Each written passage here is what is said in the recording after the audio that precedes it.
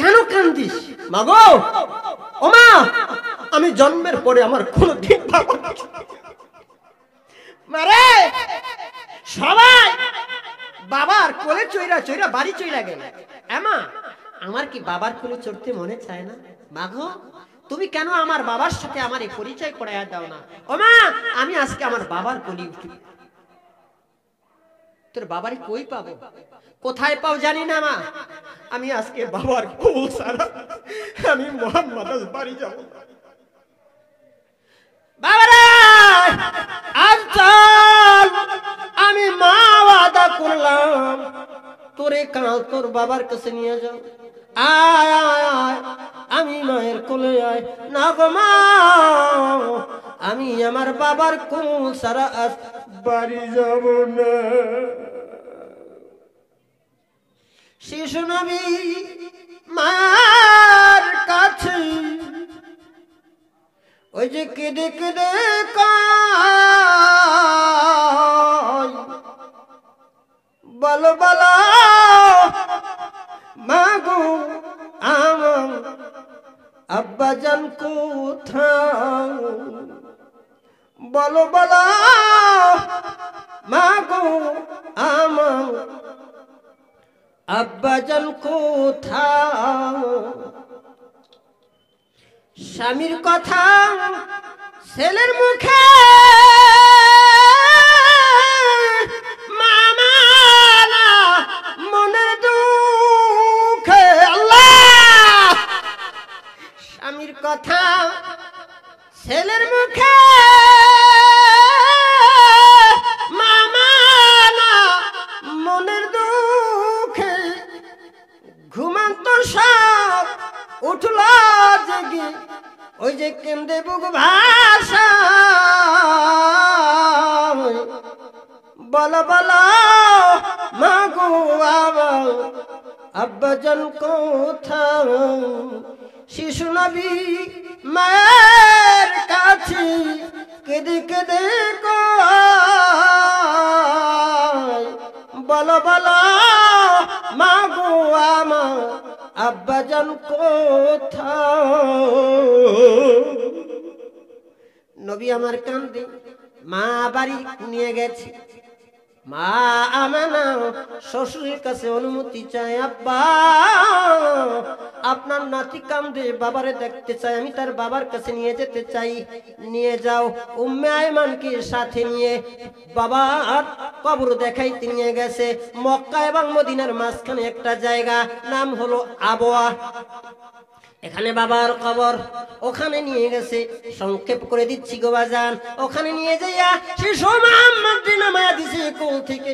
ও মুহাম্মদ, এই যে এই জায়গার মধ্যে তোর বাবা ঘুমায়। শিশু মুহাম্মদ বাবার কবরের কাছে যাইয়া ডাক দেয়, ও বাবা, বাবা গো, ও বাবা, তুমি নাকি এখানে আছো? বাবা উঠো, আমি তোমার মুহাম্মদ তোমার কোলে উঠতে চাই। বাবা কি আর উঠবে? সেখান থেকে কবর জিয়ারত করাইয়া আবার রওনা দিছে। পথে মধ্যে মাও ইন্তেকাল করছে। সুবহানাল্লাহ, মাও নাই বাবাও নাই, এতিম নবী। এই জন্য নবীর মায়ের প্রতি বড় দরদ ছিল, বাবার প্রতি বড় দরদ ছিল। আমার নবী একদিন এক মহিলারে দেখে দাঁড়ায় গেছে। এখানে আলেম ওলামা আছে, বানায় সানাইয়া কথা কই না একটাও, সব আলেম, মুফতি সাহেব, মুহাদ্দিস সাহেব। একদিন আমার নবী একদিন মহিলারে দেখে দাঁড়ায় গেছে। সুবহানাল্লাহ কান। সাহাবাই কেরাম কয় আশ্চর্য হয়ে গেছে, নবী আমার দাঁড়ায়া যায় মহিলা দেখা, এটা আবার কেমন দামি মহিলা?